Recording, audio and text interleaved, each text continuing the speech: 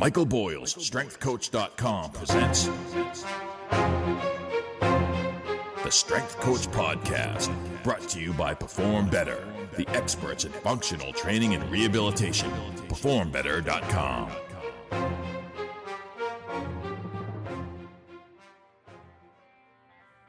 All right, hey everybody, welcome to episode 225 of the Strength Coach Podcast, the official podcast of Michael Boyles, StrengthCoach.com, the world's best source for strength and conditioning information. You can try StrengthCoach.com out for 3 days, just $1.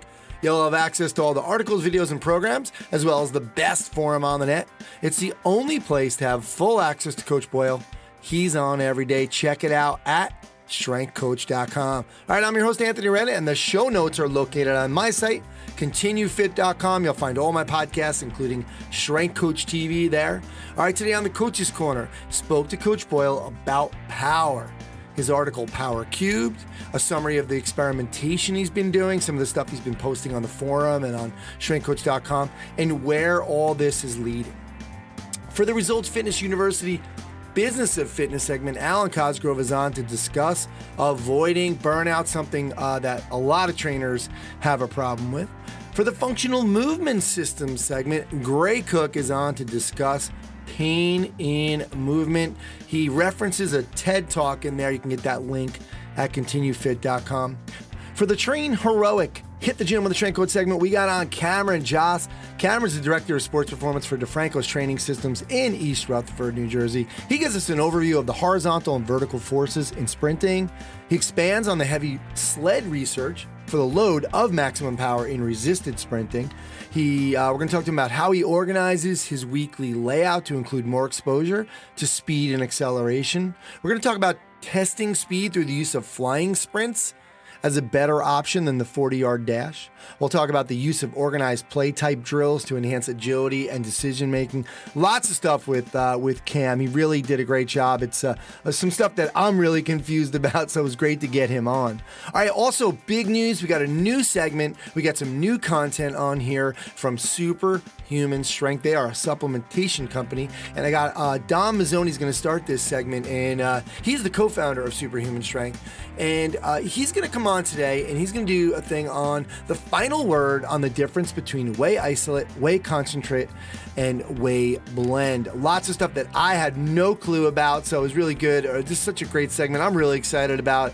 I've been using Superhuman Strength products, especially the Recovery, which tastes awesome. I've been using that for a while. Mark Fitzgerald from the Anaheim Ducks got me turned on to them, and then Dom and I started talking about doing a segment here. So looking forward to seeing where this takes us, but lots of things to get to, so let's get on the phone with Coach Boyle. All right, hey everybody, welcome to the Coach's Corner with Coach Boyle and the StrengthCoach.com Q&A. Coach, how you doing? I'm doing great, Ann. How are you? Little snow up here in Boston. It's coming down pretty good. Yeah, we got ours. It's raining here now, so. Yeah. That is the Mike Potenza weather report brought to you by the San Jose Sharks. That's an inside joke. Coach, let's get into this with the power stuff, because we've really got we've been going back and forth with it. There's been a lot of, you've been throwing up some videos, and we've been talking about a lot on the forum. I kind of wanted to use this episode to tie everything together. So I wanted to talk to you about how your power training has evolved over the last 4 years. So we won't talk about the other stuff right now, but you had written I think it was called Power Cubed, basically about how MBSC power development was generally a 3-part process. And that was, in a perfect world with a healthy client, power training is done in 3 different ways. And that was light implement power development, which is medicine ball throwing. Method 2 is body weight power, basically lower body plyos, and then heavy implement power. So give us an overview of kind of the MBSC Mike Boyle philosophy on power training, how it's been before we started experimenting. Well, I think you kind of hit it, and it's interesting because as I think about that, the medicine ball power, the sort of light implement power stuff really is, upper body power, chest passes, rotational power, side twist throws, those kinds of things. I guess what you would look at is upper back power in terms of slams. And then obviously all of your jumps and hops and bounds and all that stuff in terms of body weight. And then basically Olympic lifting. One of the thing that has evolved for me, so if you look at what I'm kind of doing right now, I'm training baseball players. So the Olympic lifting piece is gone. And what we're finding is we've got more older hockey guys.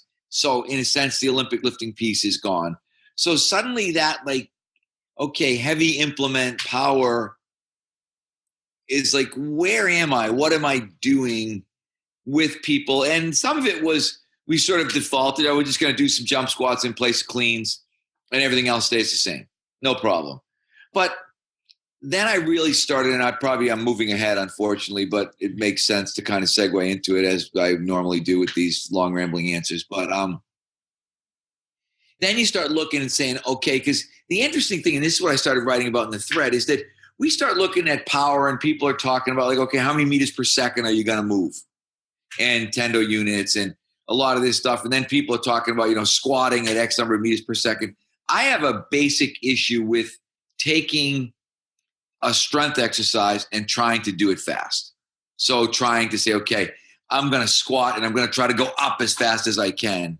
That's not an easy thing to do. And it's not an easy thing to do well. It's not an easy thing to control your depth. There's just a lot of iffy stuff that kind of goes on when you start trying to do that. But I think it goes back to us sort of copying either what people do in research studies or copying what the West Side guys are doing, the dynamic effort method and that, those kind of things. And I think we've not really looked, and this is what's interesting. You start talking about Brian Mann stuff, velocity-based training.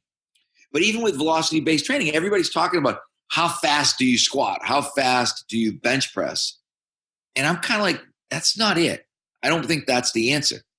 And that's so for us, we started looking at things, trap bar jumps, dumbbell jumps, doing them on the Just Jump mat to try to quantify okay, what's actually happening? Because people say, and I've said this as farther back before 2004, but I always talked about this relative system load idea. When somebody says you're supposed to do power training and, use 50% of your max, it's that's a lot of weight. If you got a guy who can deadlift 500 pounds and saying all of a sudden we're going to somehow try to accelerate and or jump or move fast or whatever it is with 225 or 250 pounds, that's a lot of load.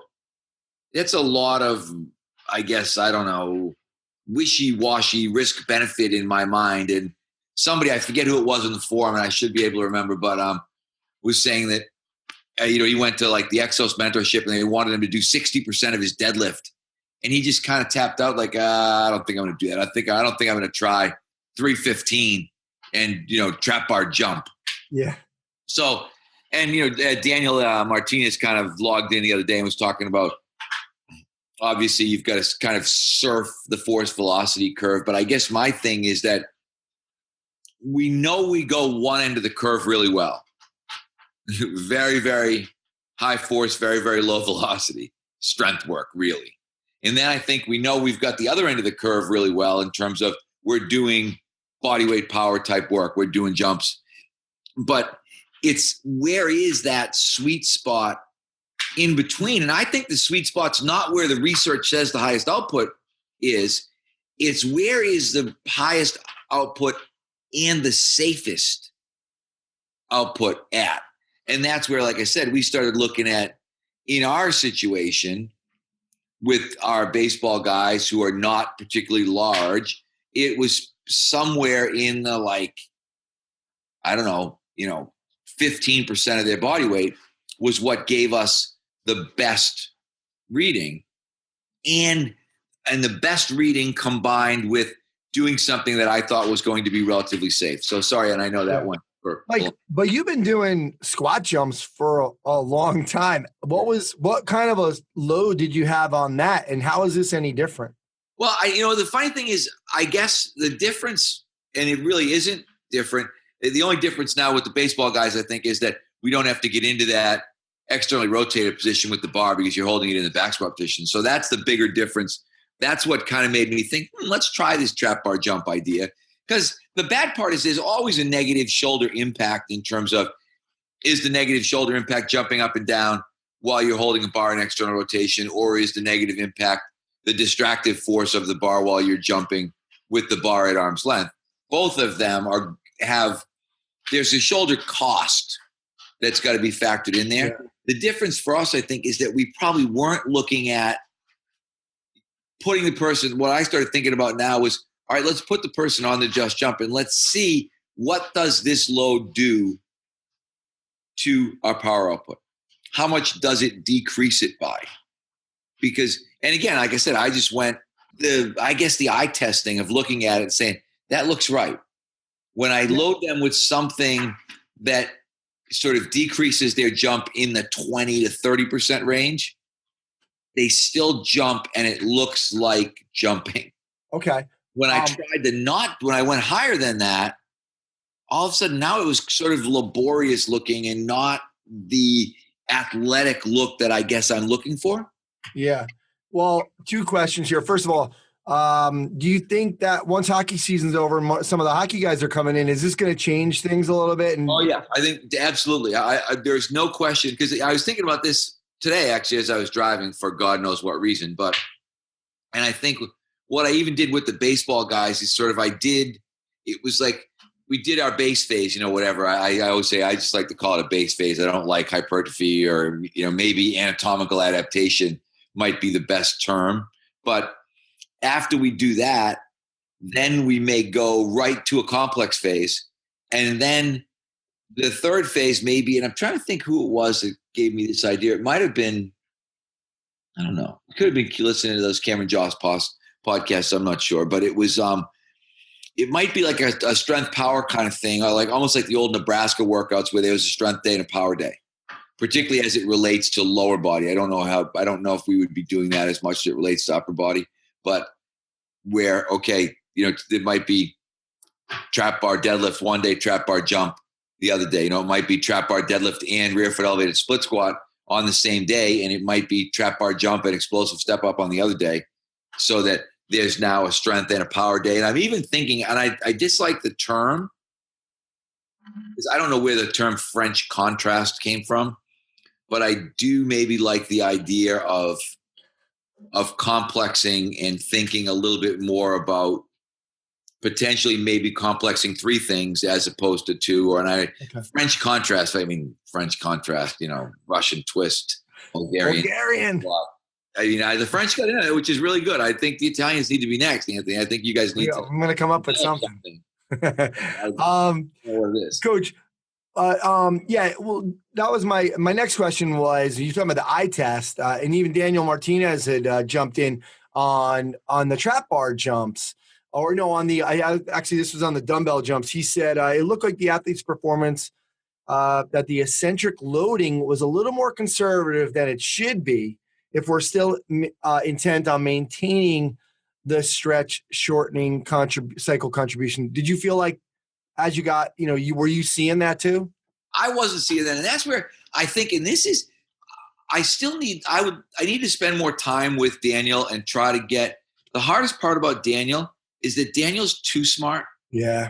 And so I think that makes it difficult for everybody else to sort of see what he sees and understand what he understands. It's almost when you have too great a knowledge of a particular topic, it can sometimes make you a not great explainer of that topic. I don't like, even when I missed some of his talk at our place, but I don't think I need for him to do what I like to do, which is make this simple. Make it simple so that we can look at it and think, yeah, I get it.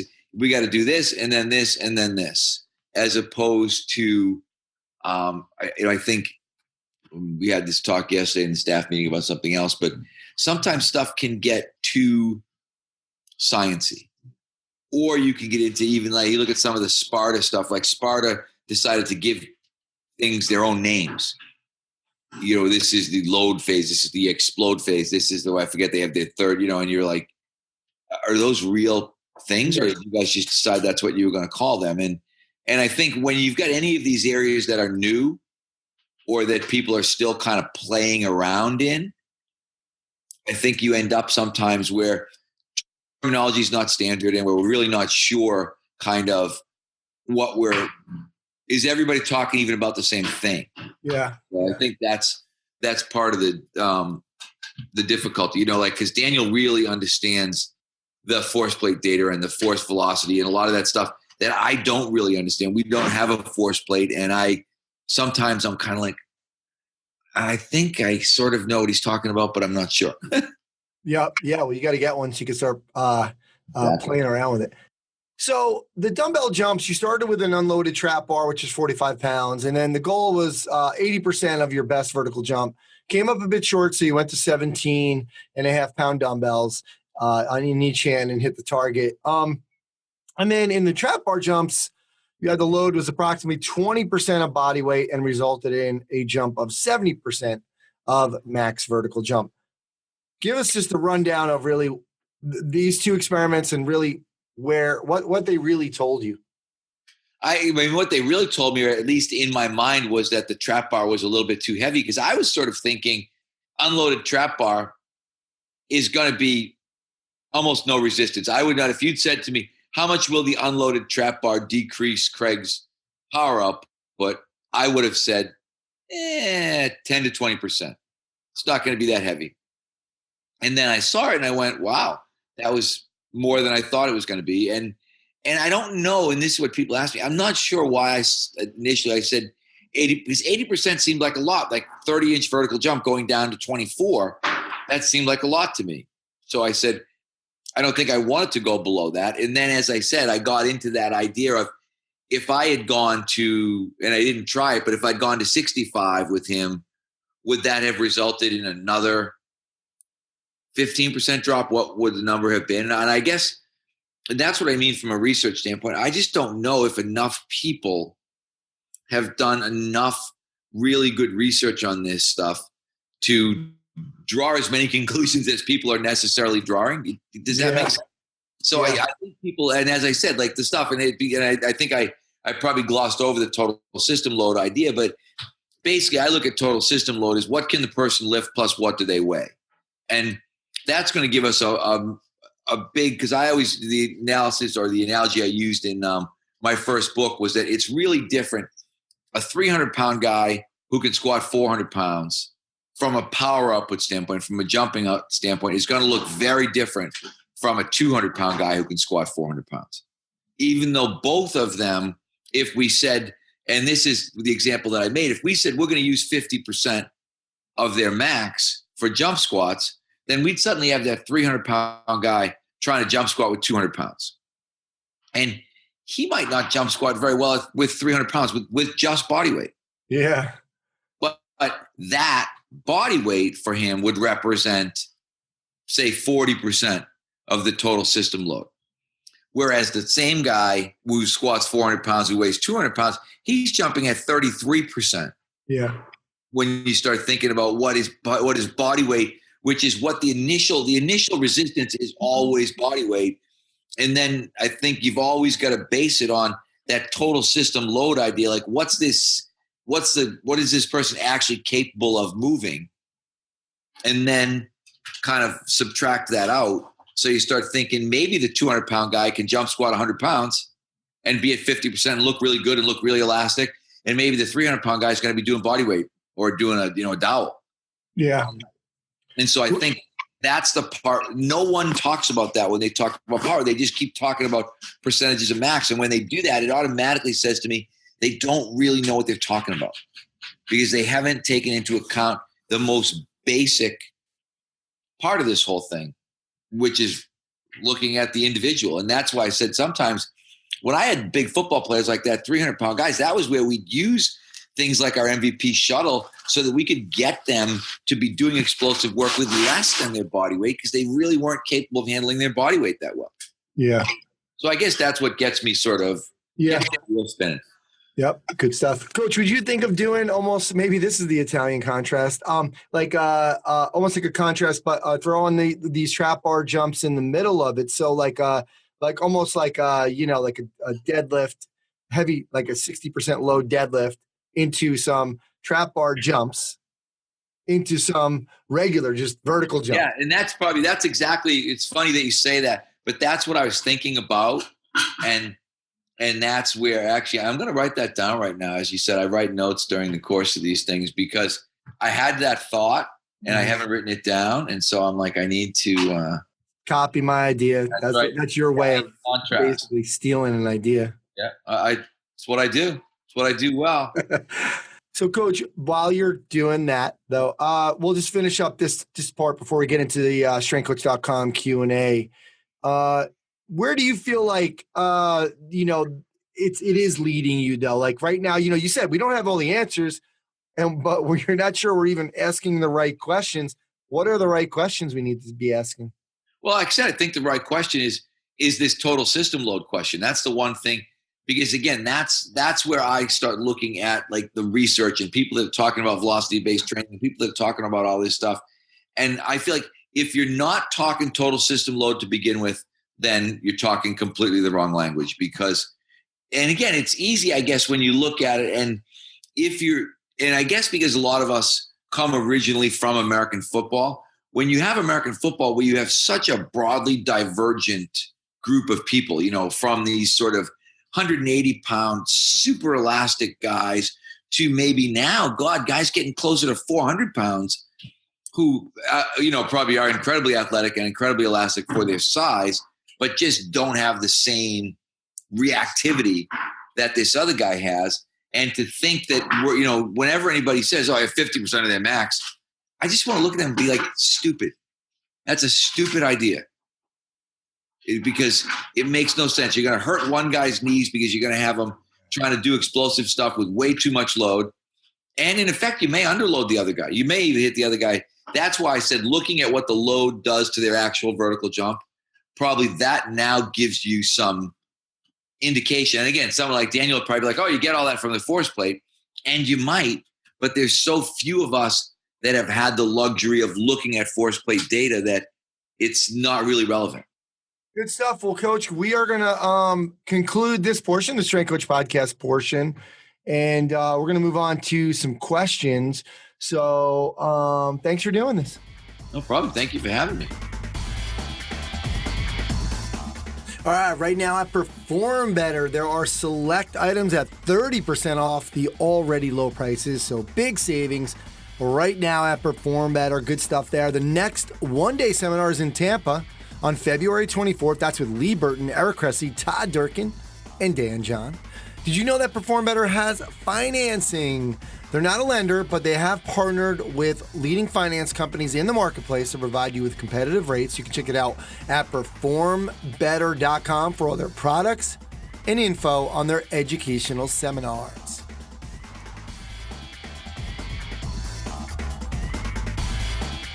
Hey everyone, welcome back to the Business of Fitness segment here on the Strength Coach podcast. This is brought to you by Results Fitness University and the resultsfitnessmentorship.com. My name's Alan Cosgrove. I'm going to talk to you this week about how to avoid burnout. That's something that's coming up a lot. Like, I'm getting burned out, I'm tired. And the fact is that coaches and trainers are some of the most passionate and giving people I know. Like, you start this job because you want to help people change their lives, right? It's not about because you saw a fantastic financial opportunity. You want to change lives and help people. And that's no small feat, because you end up giving your energy all day, every day to clients, and you're working, if you start off, you're probably working a split shift, right? And starting in the morning and finishing after your dinner. So it's easy to get burnt out. So, every year, new personal trainers and coaches get certified and come on into the profession. But I think the life cycle of a trainer is still somewhere around 2 years. It's an extremely high turnover rate. So I started teaching Taekwondo, actually. It was my first fitness-related job back when I was a wee laddie in the 80s. And I've been full-time as a trainer, part-time as a trainer since early 90s and full-time since 1995. So have I ever had feelings of being burnt out? So absolutely. So I'm going to give you 3 strategies I recommend that you follow to just avoid that. It's hard to get back from burnout, but we're just going to get over it first by setting a few key things up. Number 1 is to set boundaries. So when you first get started, you might have left a stable career to do something you love, and it's easy to become like a yes man or a yes woman, right? Can I train at 4:30 a.m.? Sure. Can I train at 9:30 p.m.? Sure. I want to work out on Saturday and Sunday afternoons. Yes. And then because you can't turn down the money and you can't turn down an appointment, and pretty soon your schedule is nuts. You're working a 14-hour day, but with only like 6 paid appointments or something, no days off because you just love what you do. You haven't had a vacation, and that's a fast road to burnout. So don't be a yes man or a yes woman. Start by figuring out what your schedule will be and stick to it. You have to have office hours. Now, in the beginning, that may mean a split shift. I understand that in the beginning, but you have to finish with the goal of being to complete that and finish that and make that a set shift. So at Results Fitness, we've got a morning team who work 5 a.m. till 1 with an hour break, and our evening team work 1 p.m. till 8 with an hour break. And we've got trainers with us for over 10, 11 years making a career out of this. So set your schedule and stick to it. Say no to anyone else who wants to train outside of your set schedule. If they really want to train with you, they'll make it work, and you'll keep your sanity and prolong your career. Take at least 1 day off completely a week to reboot. We're closed on Sundays for that reason. The whole team's off on Sundays. So I think like 2 days off is probably, if you're a young trainer and you're starting off, that's probably unnecessary. You can work 5.5, 6 days. I think everybody needs at least 1 full day off to reboot. And also plan a vacation. You need time away every year. You should have at least a week to get away, clear your head, and again, just reboot. That sort of growth comes from these periods of stepping away from your business. Cross off a week on your calendar right now and start to tell your clients, I'll be gone the week of boom. So that's number 1, set boundaries. Number 2, make yourself a priority on your schedule. Put in your workouts. It's really common for a trainer to start their career, they fill up their schedule and they stop training because the last thing they want to do is stay for another hour and work out themselves, right? So put yourself on the schedule like a client, and even think about hiring a coach to design your program and keep you accountable, or maybe to supervise 1 workout a month, right? Just to keep you accountable and keep your health and your own fitness as a priority. If you don't take time to fill up your gas tank by training, eating right, getting rest, being hydrated, you'll run out of steam. Number 3, realize the energy exchange that happens with your clients. When you spend an hour coaching one of your clients, you're giving them energy that entire hour. They walk in feeling drained, low energy, and they walk out feeling pumped up. Guess where that energy they got came from? Yeah, it came from you. And you've heard the whole thing that energy cannot be created or destroyed. It can only be transferred, right? That's the same thing. When you coach a large group or small groups, that happens on a larger scale. Some clients will need more energy than others, and some clients will actually pump you up. So make sure that you don't have too many low energy clients in a row. Otherwise, they're like energy vampires, right? And you'll become the energy vampire for the clients later because you need to be picked up. So manage your breaks, manage the type of client you've got, and make sure you're refueling and having some downtime in between, and keep your tank full. And the last big aha moment, I think not having a bigger picture in mind for your career, right? And where you're going, what you're creating, what the next step is, setting goals and having a vision and a mission, and really going through the goal setting process to figure out your why and why you're doing this. And that will give you a passion that will lead to a long lasting career. So always figure out your why. That really helps with burnout. So guys, here's a few tips to help you avoid burnout as a fitness coach. This episode has been brought to you by resultsfitnessmentorship.com, and I'll talk to you guys soon.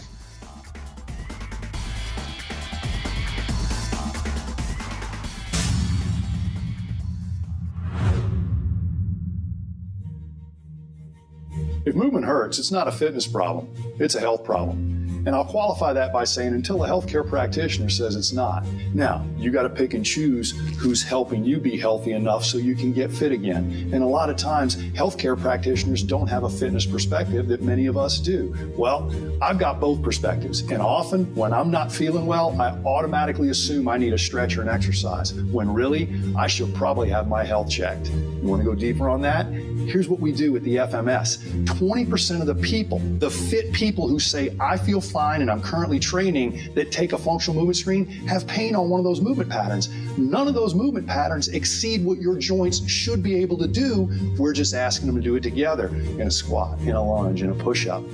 Now, when we have pain and we move, it's very easy for those of us with an ambitious and fitness mindset to just want to blast through it, put a wrap on, put a strap, whatever we're doing, and get through the exercise thinking on the other side of that, there's going to be this harmonious bliss in our body. It's not. If you're hurting, some system in your body's out of balance, and we can check that. Your perception of pain usually controls your action. There's a great TED Talk talking about stress.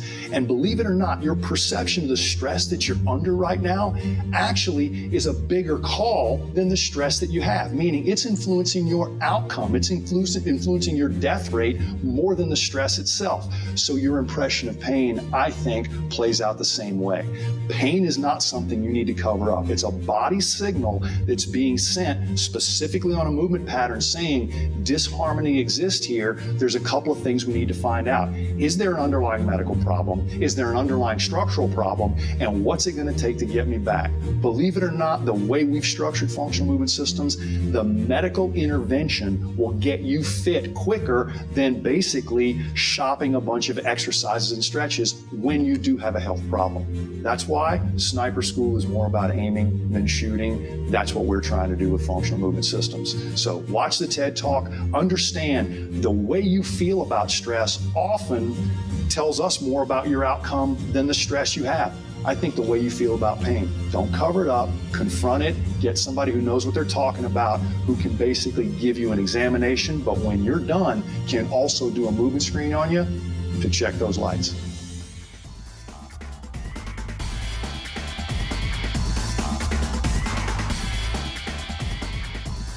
Hey, welcome to the Superhuman Strength segment. My name is Dom Mazzoni, and the reason about this segment is really to help educate folks out there that actually care about supplements and what's going in their body and trying to get the most out of the supplements they're taking. I have the opportunity to be surrounded by some of the most incredible people in the industry, from strength coaches to doctors to athletes. And I want you to look at this as a compilation of all the best ideas from them. So enough of that. Today, we're going to have a lot of fun. Today is the final word on the difference between whey isolate, whey concentrate, and whey blend.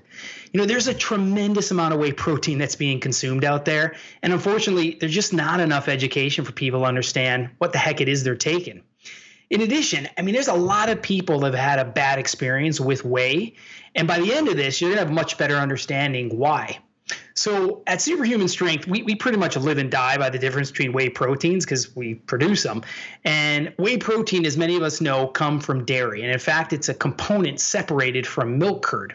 And whey really comes in three main forms. I want you to just think of whey from this point forward in three different places. In your head is whey blend, whey concentrate, and whey isolate.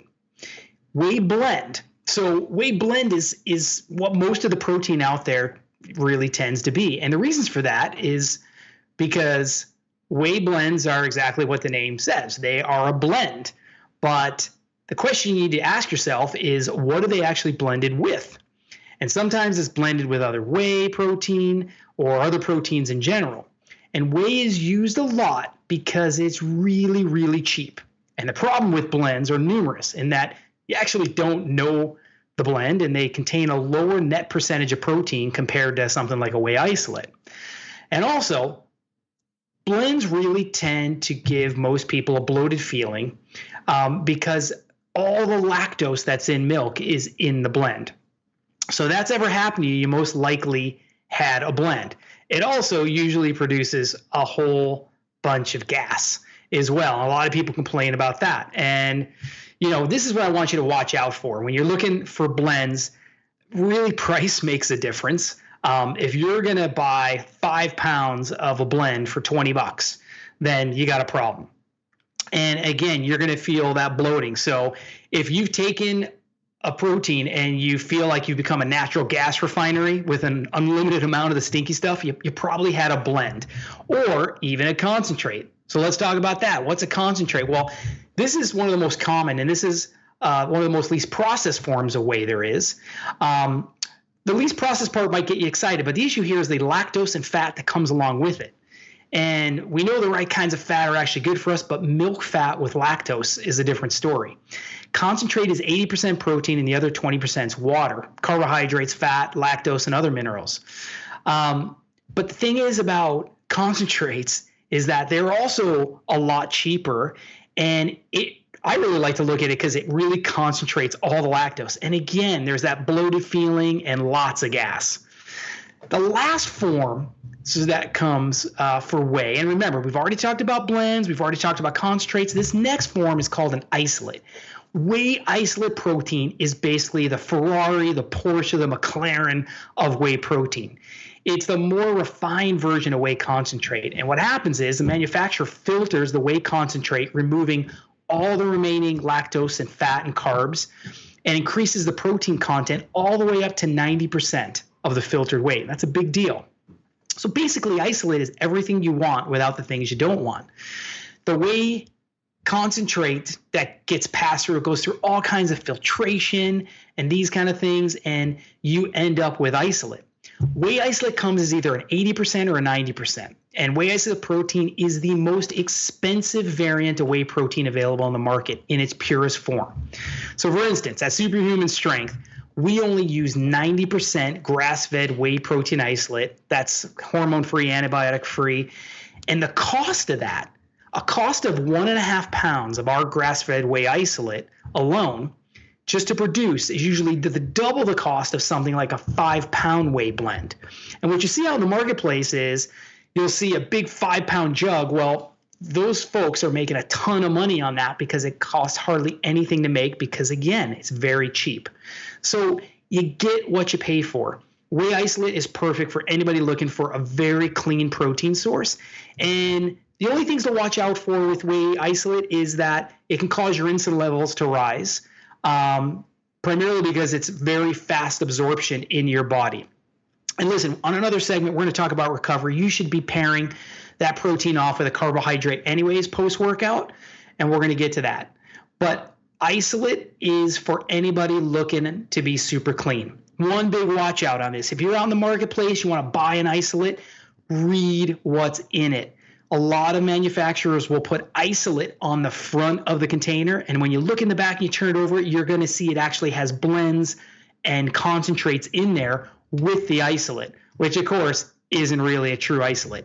So when you get what you pay for when you're buying protein, make sure you take good care of yourself. Make sure you buy right. This is Dom Mazzoni. I really appreciate it. This was the Superhuman Strength segment. If you want to check out our brand, it's www.superhumanstrength.com. And listen, for everybody listening, use the discount code STRENGTHCOACH, and we'll give you an extra 10% discount on your first order. Thanks so much. Can't wait to talk to you guys again next week.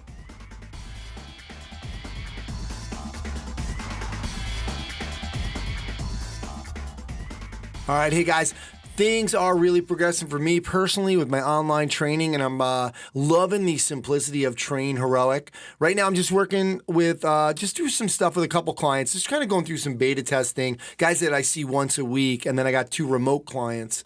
So I'm really looking forward to putting some programs together as well to start selling, and Train Heroic gives you the option to do that.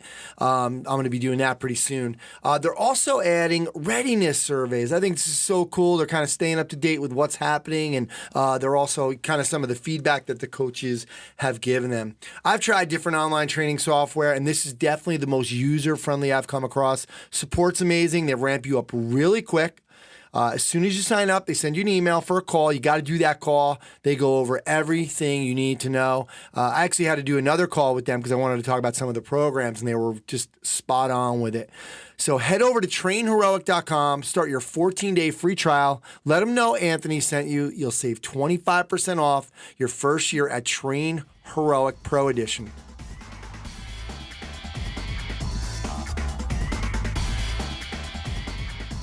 All right, now it's time for the Train Heroic Hit the Gym with a Strength Coach.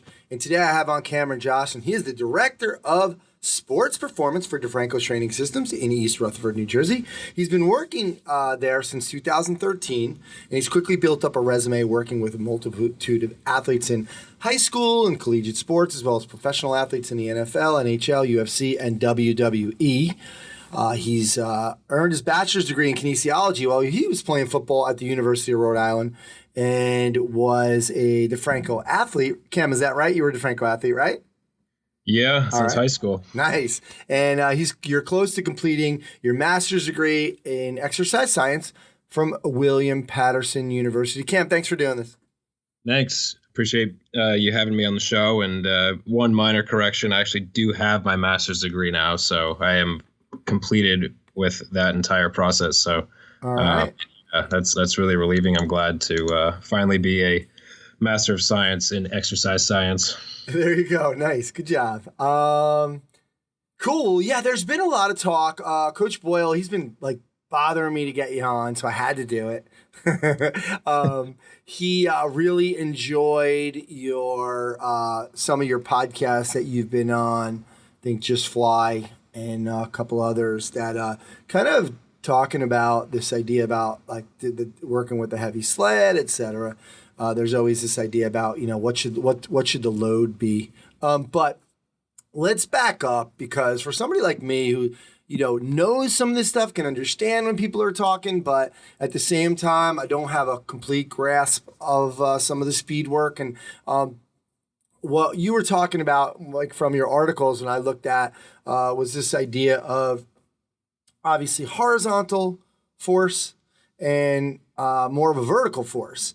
And too many times some coaches do work on the acceleration, which is more of the horizontal force. So I just wanted you to give us a nice overview of the different ideas that we want to make sure we have a good knowledge of. Yeah, I mean, basically it all starts with, you have horizontal force components and vertical force components, but I think a lot of coaches, they kind of blow it out of proportion, and they don't have a full grasp on what the intertwining is between the horizontal and the vertical. So, I mean, first off the bat, you can never have one without the other. They're always going to exist in some degree all the time, both of them. That's why it's sort of this yin-yang relationship throughout the duration of a sprint. So obviously at the beginning, when you're taking your first couple steps, those are going to be the most horizontal in nature, but there's still, a fair amount of vertical force that's happening during the first couple steps of a static start acceleration or any type of acceleration. So basically it's just a gradual progression towards vertical force dominance as the sprint continues. But I think a lot of people, they blow the horizontal side out of proportion, especially now with some more recent knowledge that I've gained after talking a lot with Stu McMillan and Dan Path and those guys at Altus, and just the technical side of things and how to get sprinters to understand the coordination of what they're trying to do. So, yeah, I think a lot of people, they say to themselves, I'm a football strength coach, or, I work with team sport athletes, and predominantly they're required to accelerate. They're not put in too many situations where they're going to be at their maximum sprinting velocity. So right away they start thinking to themselves, well, now I need to just work on acceleration, and all that matters is horizontal force. So I need to just make sure I'm doing all these things for horizontal force. But if they were to go ahead and understand that they should work really the entire spectrum, then not only is it going to help them develop certain motor abilities that are going to be along an entire spectrum, but at the same time, their athletes are going to learn how to coordinate themselves in different situations. And that's what I've found to be successful for what we're doing here, is that, I'm not just focusing on teaching athletes how to project themselves horizontally, but I'm teaching them how to project themselves vertically as well, and everything in between, and how to have that nice, smooth, gradual change in their projection angles over the course of whatever type of acceleration they're doing, or if they're changing direction or whatever it might be. So I think, right off the bat, it's just important to make sure we understand that it's never going to be just vertical or just horizontal. There's always some blend in the context of what the sport task is going to be, or whatever the drill might be in training is going to determine, at what moment and at what time are we trying to apply certain forces. Yeah. And so I guess the confusion would lie in just kind of, looking at a demand of a sport, right? So a running back a lot of times is going to go, like you were saying in one of the articles, 20 yards would be a big play, right? In football, that's a big play. So when you keep looking at these things, you think, well, I wouldn't really need to train some of these other qualities. And we're going to get to some of that research with the fly-in 10 later. But you were talking about there is some vertical in the horizontal as well. Can you kind of just clarify that a little bit? Yeah, for sure. I mean, if you look at some of the research from J.B. Morin and Matt Cross, those are the guys that focus a lot on sort of revamping the literature as it relates to heavy sled sprinting and looking at the horizontal component. And if you look at a lot of the data behind it, I mean, the predominance of horizontal force is dropping off very quickly when you're doing an unloaded sprint. So, max power in an unloaded sprint is achieved in, I think it's less than 1 second. So it's just really like that initial push is going to be the most horizontal, and then it starts to kind of taper off from there. So, I've done just some analysis with what's called the My Sprint app. It's an application that you can use on smartphones, and you basically film an athlete doing a 30-meter sprint, and you have to measure it out a certain specific way. If you dive into the app itself, it tells you exactly how to do that. But, a lot of my guys were, between like 60, 65% horizontal within their first step of acceleration. And then by the time they're at 10 meters, it's already down to like 30 something percent in terms of like the horizontal ratio to the overall resultant force. So you can see right away how quickly the race becomes vertically oriented, or like for the majority of it being vertical. And, a lot of it is based upon basically 3 concepts that Altus talks about, which is rhythm, rise, and projection. So basically with every step, no matter what the task might be, if it involves acceleration, whether it's a 100-meter sprint or if it's a 20-yard run by a running back, to some degree, you're going to have to increase the rhythm of your stride frequency. So you're going to start by, it'll be a little bit slower as you begin your acceleration. Then you're going to speed that up with every single step. And then you're going to have some type of rise where you might have to launch yourself at a certain type of angle, a little bit more horizontal to get yourself going, but then you're going to gradually rise into more of a vertical position with every step if you want to continue to increase speed. And then the last one is projection, where, you'll start off possibly projecting yourself fairly horizontally, but then once you start achieving higher speeds, you're going to have to start projecting yourself more vertically to continue to elevate your speed and continue to accelerate even further. So, that's basically what it comes down to. And I think a lot of coaches assume that they need to like tell their athletes to stay horizontal because they think that that's going to be the right thing to tell them. They think that, well, it's all about acceleration and horizontal force is associated with acceleration. So we need to be as horizontal as possible. And the problem when coaches do that is they basically are telling their athletes to fall on their face, like they're coming out almost too low. They're trying to force themselves into this lean where they're actually breaking at the hip and they're kind of bent over and hunched over, and it's putting a ton of stress on their hamstrings. And then, they're wondering why their athletes are pulling hamstrings or pulling quads. And then they're saying to themselves like, oh, I can't have my guys sprint. They're always getting hurt. Well, it's because they're focusing on the wrong technical elements and they're not understanding the broader picture. So that rhythm, rise, and projection concept, if you're a 100-meter sprinter, you need to make sure you're spreading out your rhythm, spreading out how much you're rising, and spreading out your projection angles over the course of 100 meters, right? So it's going to have a much different look to it in terms of the actual acting out of those 3 things versus something that's a little bit shorter in nature. So, for example, if you're running a 40-yard dash versus a 100-meter sprint, you're probably going to have to increase your rhythm faster, sooner, than if you were running a 100-meter sprint where you could have a little bit more time to make sure you gradually try to ramp that up and spread it out a little bit longer so you don't hit top speed too soon. So that's the difference between the context of what we're talking about. So, I was listening to Coach Dan Paff talk about today, actually. I was watching a video where he talked about when you're projecting out into your start, even out of the blocks as a sprinter, the most optimal angle is going to be about 45 degrees.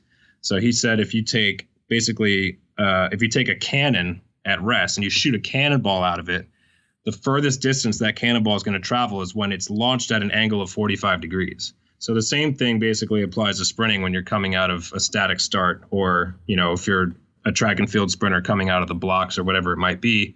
A lot of these coaches, especially with football, when they're working on 40-yard dashes or just in general, they're trying to get them to launch out so low when they're doing their linear sprint work that, it's putting a ton of stress on these guys' hamstrings, and they're very, their pattern is completely disrupted. And that's why you'll see some issues with these guys when they're doing sprints.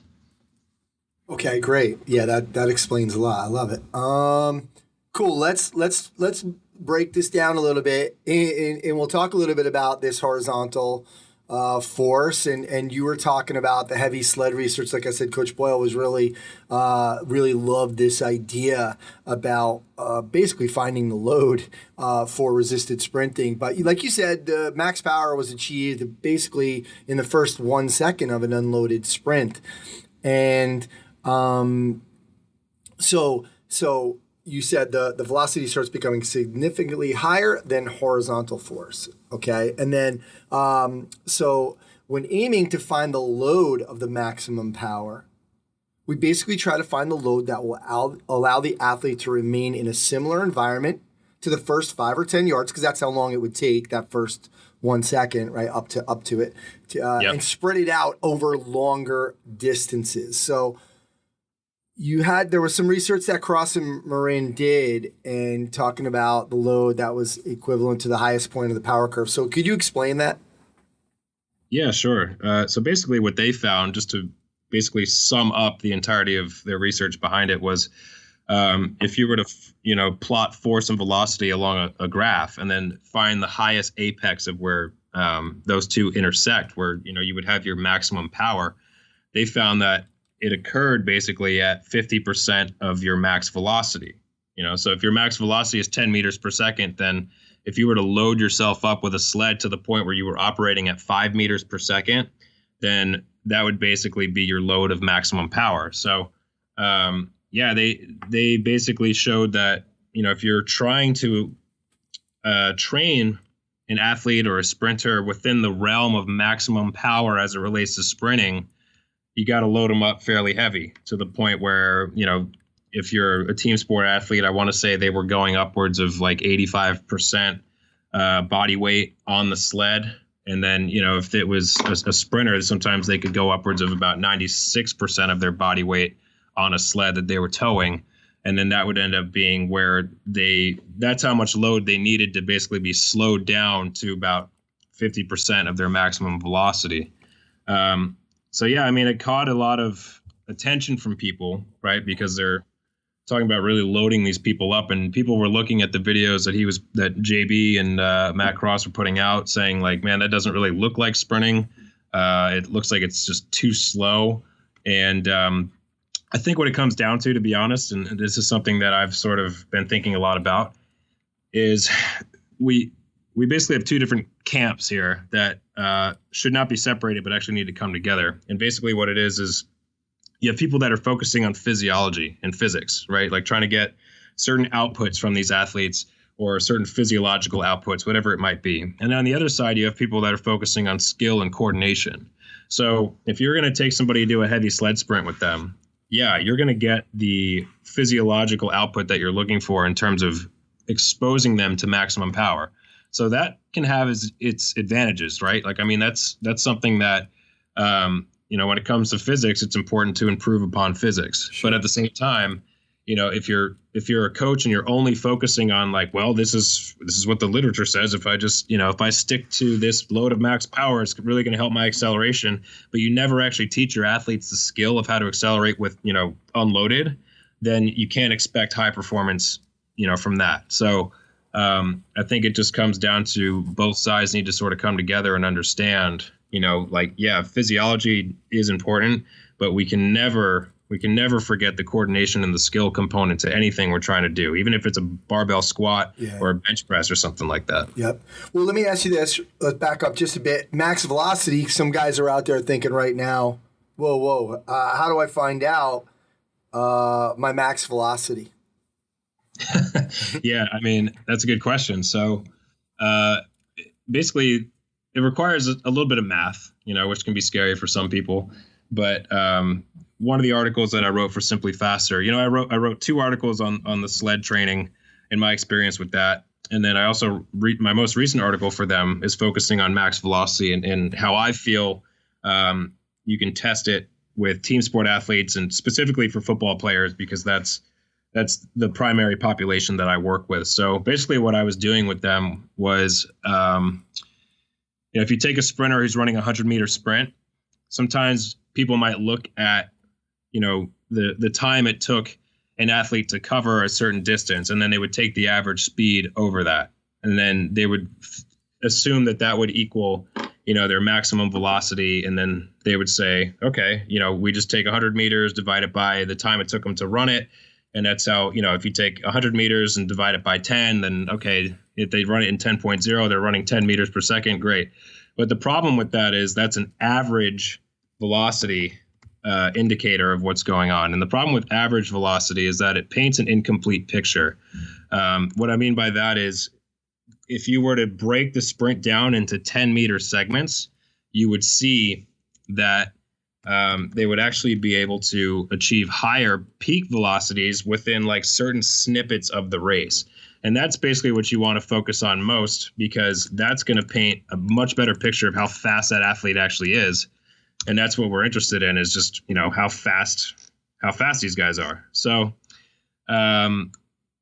if you were to take Usain Bolt, I can't remember what it was in his world record sprint on average, but if you were to take, I want to say it comes out to like 10 point something meters per second. So some people would assume maybe that's how fast he is in terms of his max velocity. But if you were to take his fastest 10-meter segment, which I believe offhand occurred it was either between the 60 and the 70 mark or between the 70 and the 80 mark. I'm looking at it right now. It's 67 on your chart.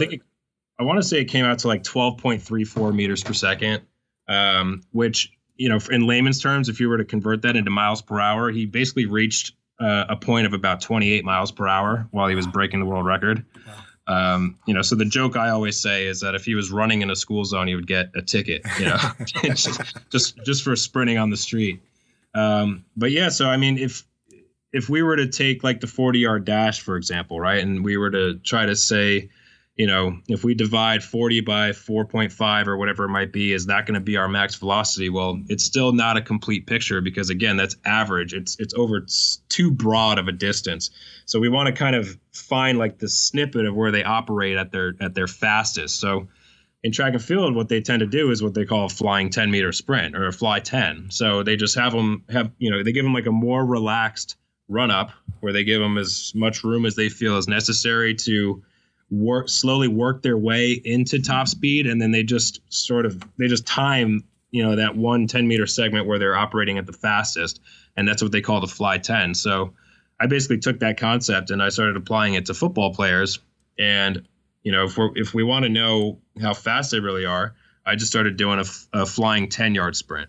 So what I would do with my guys is I would give them either a 30 or 40-yard run up, and then they would basically gun it through timing gates that were only 10 yards distant. So if they ran up, 30 yards, and then they would kind of gun it from between the 30 and the 40, and that's where the timers would be just that 10-yard segment. So by doing that, what you can do is you can take the equation for, velocity, which is distance over time. So you would basically take 10, divide it by the time it took you to run that 10, and then that would give you your max velocity in yards per second.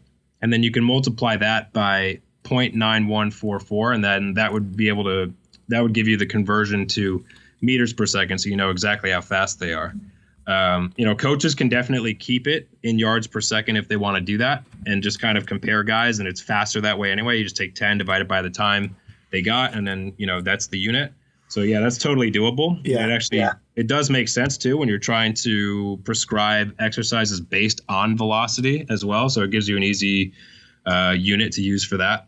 But if you want to know, for perspective reasons, if you want to know how fast you are compared to sprinters, then you can convert it to meters per second, and you'll 9 times out of 10 realize that your football players are not even close to as fast as sprinters. But that's okay, because it's a totally different sport. But yeah, so if you're trying to find your load of max power, and you were to take your fly 10 time, right, and you find that you're running 10 yards per second or something like that is like your maximum velocity in terms of your peak maximum velocity, then you could say okay, how long is it going to take me to run, say, 20 yards at 10 yards per second? And then you basically take half of that. So you would take 5 yards per second would be like your maximum power speed. So yeah, 5 yards per second, we'll say, is half of your maximum velocity if your maximum velocity is 10 yards per second. And so you want to do a 20-yard sprint and you want to operate around 5 yards per second. So you should load yourself up until it's, 4 seconds it would take you to run 20 yards. So that's like one way you can figure out how to do it, is just figure out how long would it take you to cover 20 yards at half of your velocity and go from there.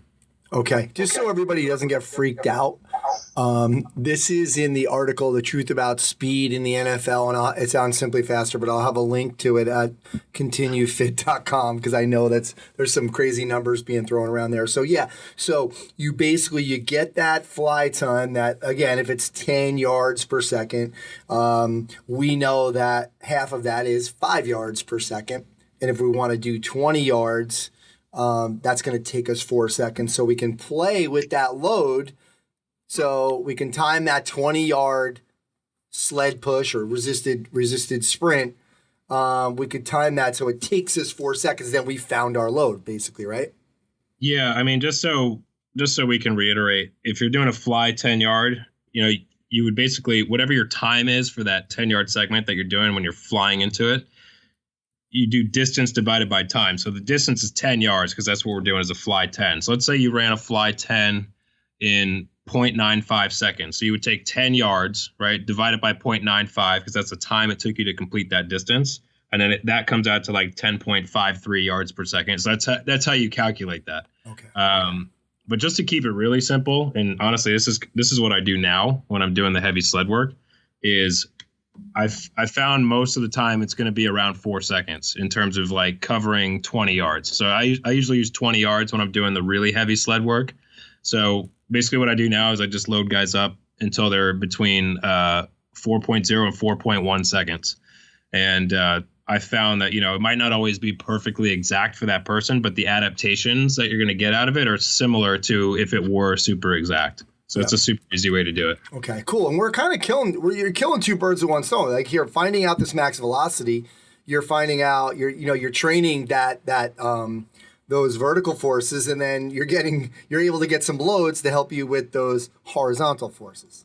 Right. And so the reason why I use the fly 10 when I'm really trying to figure out how fast these guys are is like you said, it gives you their maximum velocity. So that's like in terms of physics and just having a definitive data point, it gives you that if you're able to calculate it and use a timing gate. So you understand exactly how fast that person is.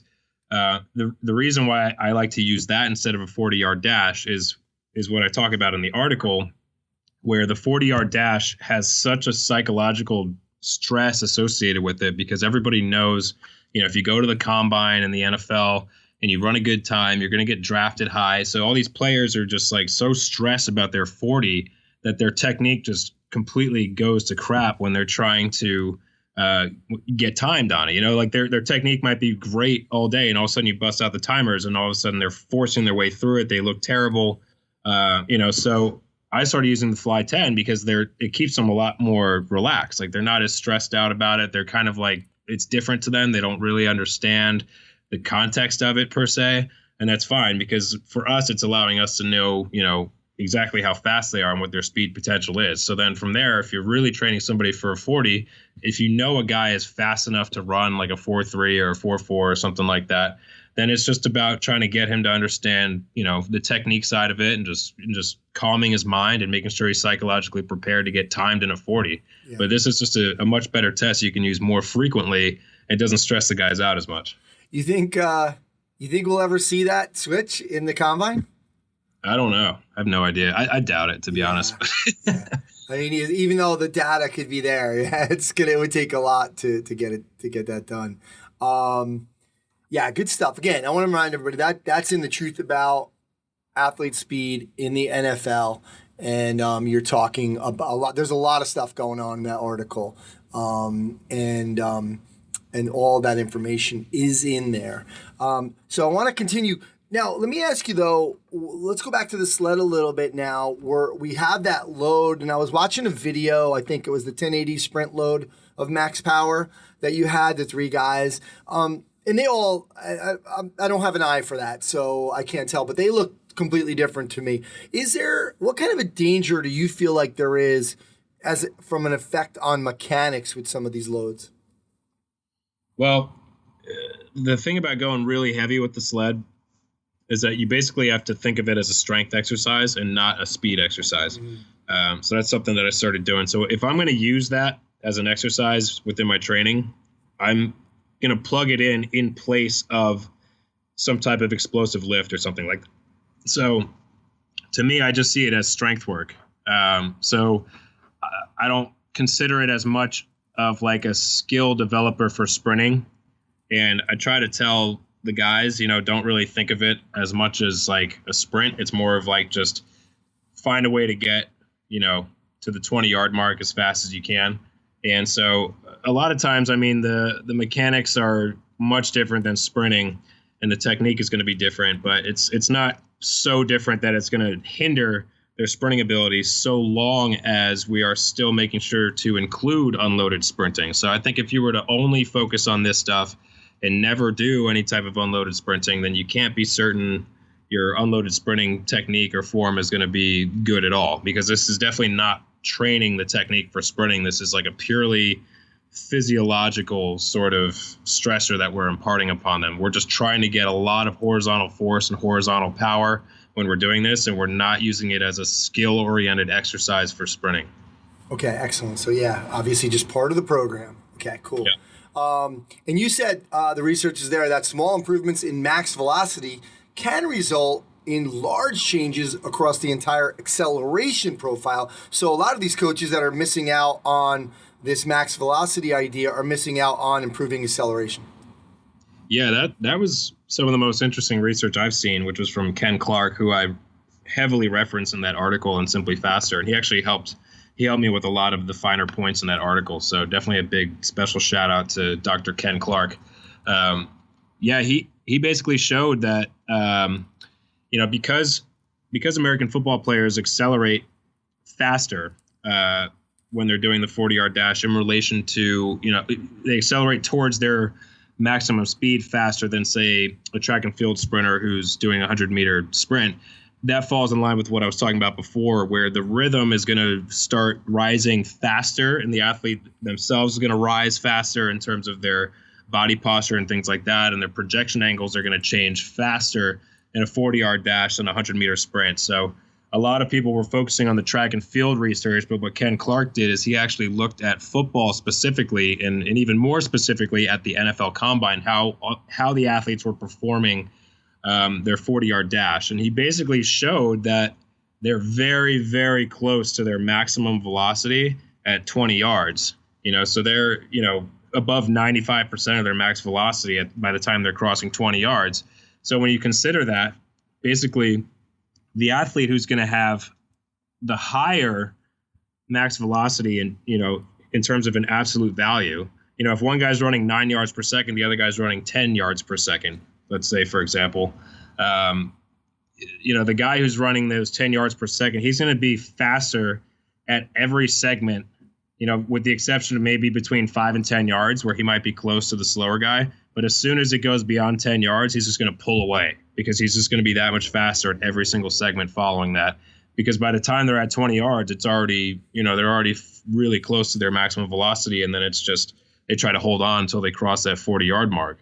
So a lot of coaches that are trying to get their guys faster in terms of like game-breaking speed, like if you have a wide receiver and you throw a little pass to him along the sideline, you want him to gun it down the sideline to score a touchdown for 40 yards or 60 yards or whatever it might be, then if you're never focusing on their maximum velocity, there's a huge training potential factor that you're missing out on in terms of giving them that game-breaking speed ability. And that's another thing that Ken Clark focuses on in his research is just, to truly have that total, like, I'm going to completely separate from you type of speed. Like, that's where maximum velocity plays a big role. And we see it with Tyreek Hill on the Kansas City Chiefs. Like, if he's able to get even just one step on somebody, they're never going to catch him, And so that's just kind of an example of how max velocity will affect the entire acceleration curve.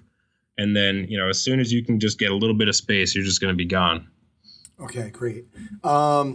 So let me ask you before we move on, the minimum amount of technology that somebody can use for this stuff is the MySprint app, I'm assuming, and then we need the gates, right?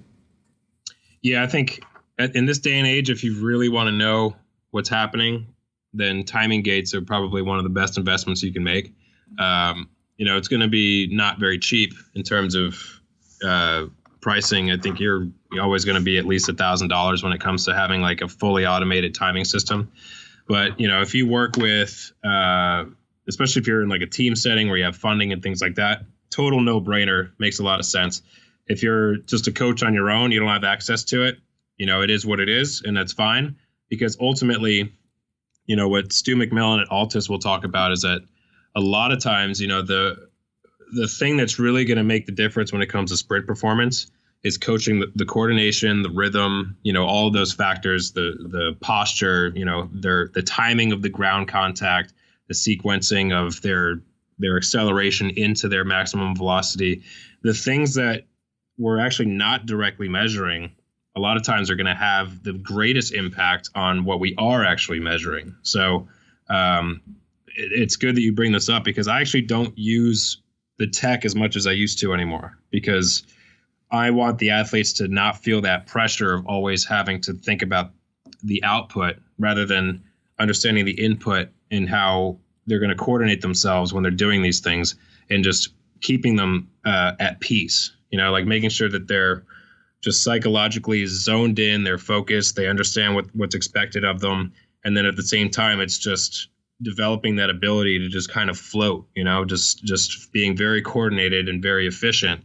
And if you're always bringing the timer out with those guys, any athlete, then they're always just going to be thinking about the time and like, how can I just like strain my way into getting a faster time? So it shouldn't really be about that as much as it should be about everything else. So the timer is just there to basically use, and this is kind of how all tech should basically be used when it comes to sports preparation. It's there as a form of checks and balances to just make sure, things are going the way we want them to go, and then just sort of going on from there. So, you definitely don't want to over rely on technology, but yeah, if you really want to know, truly how fast somebody is, then the timing gates are certainly necessary. You can time somebody using the MySprint app. It gets a little bit tough in terms of, because you have to account for the angle of the lens. Like when you're facing somebody with your iPhone camera, you have to account for that angle and how, I think what they call it, the parallax or something like that. It's just the angle of when you're following somebody with a lens, because of that circular shape and everything. You have to make sure you're lined up the right way. And those guys can tell you if you reach out to them. If you get that app and you reach out to the people that developed it, they can tell you how to go about doing that. But you can certainly time a Fly 10 using that app as long as you're set up properly and you just film that 10-yard segment. You can figure it out that way too. Yeah, all I can say is if you're in the private sector, even $1,000 really, and you're training athletes, I mean, it seems like a minimal investment to find out some really great information that's going to help with getting your athletes faster for sure. So, Ken, let's talk about you were talking earlier to me about organizing your weekly layout to include more exposure to speed and acceleration. Talk to us how you're doing that. Yeah, that's a great question, and something that is very new for what I'm doing. I was always a huge proponent of the Charlie Francis high-low system, which I know a lot of people are. But the more I thought about it, and the more I was talking to Stu McMillan at Altus, and the more I was thinking about just how these athletes are expected to be explosive at least a little bit every day in practice, I started thinking to myself, like, well, what if we minimize the volume each day, but then give them some explosive work every day? So instead of the traditional high-low of staggering all your high-intensity elements on one day, and then the next day is all low-intensity elements, and you kind of go back and forth that way, I thought to myself, maybe I'll do less volume per day, but I'll just do, I'll just expose them to explosive stuff every day, just a little sprinkle of it. So what I've started doing is now I'm doing speed work every day. I used to do it twice a week, but the problem I realized what I was doing with that is I train my guys 4 days a week, which most, strength coaches do that in even college settings, or, NFL is obviously variable, but college setting, even they're training guys 4 days a week. So if we're only doing speed work twice a week, that's 5 days out of the week that they're not getting any speed exposure. They might train with us 4 days a week, but if we're only doing speed twice a week, then they still have 5 other days. Whereas if we give them, 4 days of speed exposure, which I'm doing now, then the 3 days that they don't see us, we can consider those to be their quote unquote low days, if that makes sense. So basically what I've started doing is I have 2 days in the week, Monday and Thursday. Those days are dedicated towards acceleration. So on those days, we're going to do things like static start accelerations. We're going to do maybe some type of acceleration complex, which just an example I did this past week was a 20-yard lightly resisted sprint where we're trying to stay around 90% of their speed. And then they would do an unloaded 20-yard sprint and then more of like a drop-in 30-yard sprint. And then that would be like one full cycle of that complex. So I like doing stuff like that as well, those little acceleration potentiation complexes. So basically, 2 days of acceleration work, Monday and Thursday. On those acceleration days, we will also include some agility work, or, it's, as I like to call it now after talking to my buddy Sean Mishka as much as I do, we call it representative learning work, where we're trying to get guys to react to each other and it's more of like an organized play type of situation. So we'll hit the accelerations basically as like kind of to potentiate the body for these agility drills that come afterwards. And if we have any time, we might do a little bit of aerobic work as well. It just depends on how much time we have, because the agility drills will have an aerobic component to them in nature in terms of how their heart rates are elevating and just having to perceive their opponents and things like that. So basically Monday and Thursday are acceleration / agility / aerobic days. And then on Tuesday and Friday, what we're doing now is those are geared towards speed, like max velocity type work. So on those days, we might be doing, after we warm up, we might start with some build-up runs, just trying to work on our rhythm and our rise. So just trying to work on gradually getting the legs to move a little bit faster as they're going on, and just always thinking about rising with each step as they get a little bit faster. One of my favorite cues I give them is pretend like there's a staircase that's going all the way up into the sky, and you're just trying to climb up that staircase. So even when you think you're as high as you can get, keep trying to go higher, because that's going to get you to project yourself vertically and really increase your flight time when you're starting to pick up speed. So after we do those build-up runs, afterwards we might do something like flying sprints, like I mentioned before, like a fly 10 or something like that. We might just do longer accelerations, instead of doing like 20 yards, maybe we're doing 30 to 40 yards now. We might do something like what they call sprint, float, sprint, where you might sprint for 20 yards, just kind of hold that speed for another 20, and then try to get a little bit faster for an additional 20 at the end. And then so after we do some type of max velocity drill like that, we'll kind of finish with some type of, it'll either be like skips for distance or like multiple broad jumps, hurdle hops, scissor bounding or bounding type drills, stuff like that. That's how we'll finish those max velocity type sessions on the field there. So that's how it looks. Monday and Thursday, the acceleration and agility work. And then Tuesday and Friday is more that top end, like just pure max velocity type work. Very cool. Let's stay on that. In one of the articles, you were talking about some mistakes that a team sport athlete, the coaches maybe or the athletes are making with some of the maximum velocity sprints. Can you go over that? Because we have a lot of coaches with a lot of teams here. Some of the mistakes that they're making. Yeah, a lot of the mistakes are technique oriented. So I think a lot of times coaches, they understand that their athletes need to sprint.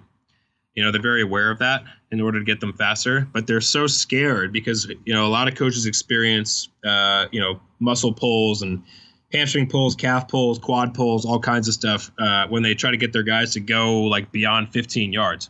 And I think the reason is because of the misconception I talked about before, where guys are focusing so much on just like telling their athletes to project themselves horizontally that they're not teaching them the right technique. If you were to look at how linear sprinting should occur and what's efficient, because a lot of times these athletes are basically butt kicking themselves in the back, where they're like super overarched and they're like about to fall on their face, and their heels like kicking their butt behind their body as they're running. That type of stuff is just, it wreaks havoc on the hamstrings. Like you almost can't not expect a hamstring pull to occur from that type of environment. So a lot of times, they're not getting enough of what we call front side lift, where as the body starts rising, we expect to see that the knee travel in front of the body to where it's about parallel with the floor in terms of like where their femur is. Their thigh should be almost parallel to the floor, so they should have a nice front side lift where their leg is lifted in the front side of their body, and then they're basically going to attack the ground down and back rather than trying to go just backwards when they're getting faster and faster. So basically what they're doing is they're coming out in the first couple steps of their acceleration, trying to project horizontally. That's all well and good. That's great. But then they never allow themselves to build that gradual rise, like we talked about before, where each step they're going to get a little bit taller, like a plane taking off into the sky. They should gradually get a little bit taller until, like I said before, they're basically trying to climb those stairs up into the sky. Consider if you had some bleachers and you were trying to sprint up the bleachers, or just a pair of stairs or whatever it might be, and you were leading like with your chest and your face. Like that would just feel weird, it wouldn't make any sense. So you have to pretend like you're running up some stairs even if you're not. And then that would put you into that nice position that we're looking for, where, to some degree, some coaches might say it looks like they're almost leaning back. And it's like, well, they're not really leaning back. They're just upright. They're in a good position now. Their hip can actually extend properly and efficiently, and they're not locking themselves in any weird positions. And now they're able to operate freely. And, I'll have guys that are 250 plus pounds, athletes, linebackers. I got a linebacker that's 250 pounds. He does 30-yard sprints like it's nothing now, because we worked on that vertical position, and, it feels efficient for him and all that. So I think it's just a lot of technique things. And I think if coaches, if they want to include this type of sprint work, it's important that they make sure they understand how to do it. And that's why I tell every coach they need to get involved in the Altus education course. They have this whole just series of modules that explain all of this stuff. And that's where I learned it. And, even just going down and visiting them, they have like their apprentice coach programs where you can just go and hang out with them for a week. Obviously, you pay for it. But you go and they let you just watch their workouts, and you can talk to the coaches the whole time, figure out what's happening, like what they're looking for, what they're seeing, all this stuff. And it's just such a good experience to do that with a high level track program like that. That's the only way you can ever really expect to understand what you're doing. Yeah, I've heard nothing but good things about them. So which just so people know, because we actually had a review on the site today. Bruce Kelly went down, took their 3-semester foundations course. Which courses are you talking about? Like the Altus Foundation course is really what I'm talking about. Okay. And then it progresses into where they're talking, specifically about how they program for speed. They have video. They just have all this stuff that they're talking about, and I couldn't recommend it anymore, because that's basically entirely where I've based my new template upon is what they're doing, because they take care of their guys too. They care about what's happening with their athletes. Yeah, it's pretty cheap too. I think Bruce said he paid like $199 for each semester, which was ridiculous. So, but I'm not sure of that price, but still, check it out. Let's finish up. We're at the 45-minute mark here, but that's okay. This is great stuff. Let's just finish up. I want you to expand a little bit on, just give us an idea about this agility work. What were you guys calling it? The representative? Yeah, representative learning. So it's just a fancy way to say agility or whatever you want to call it. All we're really talking about is that we're trying to expose our athletes to things that represent the type of environment they might see in the sport. So like for me, it's really simple. I don't try to overcomplicate it. An example might be I just line guys up in different positions, and one of them is, considered an offensive player, one's considered a defensive player. And the defensive player is just trying to tag up the offensive player. So it's just teaching them how to track each other in space, we might change the size of the space or something like that. We might add some players to it. So I actually started using drills where, there might be 2 offensive players and 1 defensive player. So now the second offensive player can actually act as like a blocker. You can basically set a pick like they do in basketball and just get in the way and interfere with the guy on defense. Or you could flip it around and make it tough on the guy on offense and have 2 defenders he's got to try to maneuver his way around.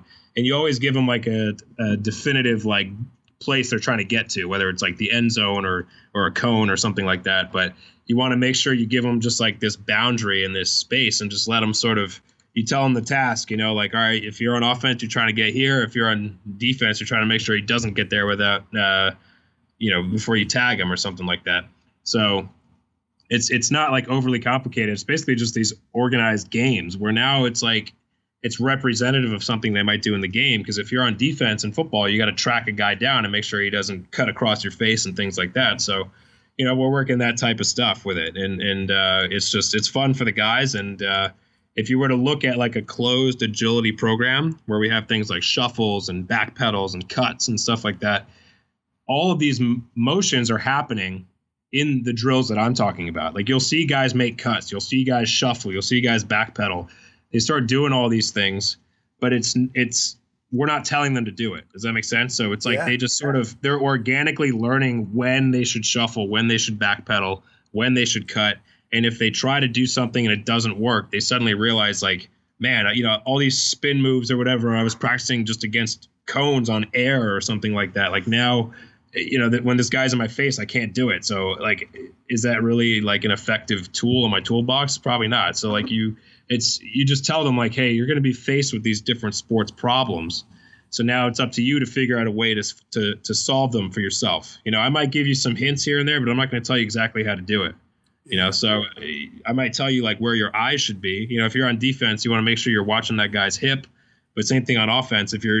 If that guy's tracking you, you should be tracking him. Because if you can set him up a certain way and then you can cut out the back door, then that makes you successful on offense as well. So it's just teaching them how to understand, to perceive things and act upon them, if that makes sense. Yeah, it's kind of a little bit like, obviously we need like the block and random training idea, right? We need to block maybe to teach people stuff, but we may have to make sure that we get some random in there too. Exactly, yeah. So, what I'll do is in my warm-ups and stuff like that, and even like our sprint work, I consider that all of like forms of blocked practice.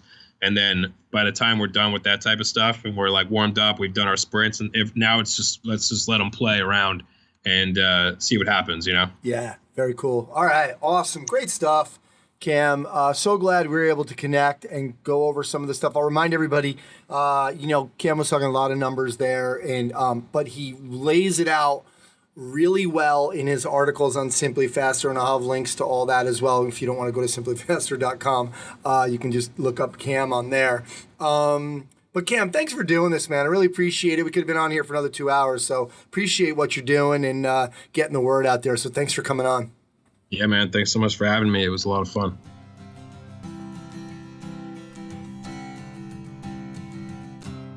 All right, that's going to do it for episode 225 of the Strength Coach Podcast. Special thanks to Chris Poirier and the folks over at Perform Better. Remember, right now, select items 30% off, already low prices. The next one-day seminar is in Tampa, February 24th. Lee Burton, Eric Cressy, Todd Durkin, and Dan John. Check out performbetter.com for all their products and info on their educational seminars. Thanks to Coach Boyle and Cameron Josh for sharing their insights and philosophies into the world of strength and conditioning, performance enhancement, and speed. Thanks to Train Heroic. Head over to trainheroic.com. Start your 14-day free trial. Let them know Anthony sent you. You'll save 25% off your first year of the Train Heroic Pro Edition. Alan Cosgrove for the Results Fitness University Business and Fitness segment. Check them out at resultsfitnessuniversity.com. They got a mentorship coming up. Great cooking, functional movement systems. Check them out at functionalmovement.com. Thanks to our new sponsors, Superhuman Strength. Loving the new segment. Dom Mazzoni and Superhuman Strength. You can check them out at superhumanstrength.com. Use the code STRENGTHCOACH to save 10% off your first order. And of course, remember, you can try strengthcoach.com out for 3 days. Just $1. You'll have access to all the articles, videos, and programs, as well as the best forum on the net. It's the only place to have full access to Coach Boyle. He's on every day. To access that offer, Go to strengthcoach.com, click the Join Now button to get started on your trial. My name's Anthony Renna. Go to continuefit.com to see all of my stuff, and I got a lot. Thanks again. I'll speak to you next time.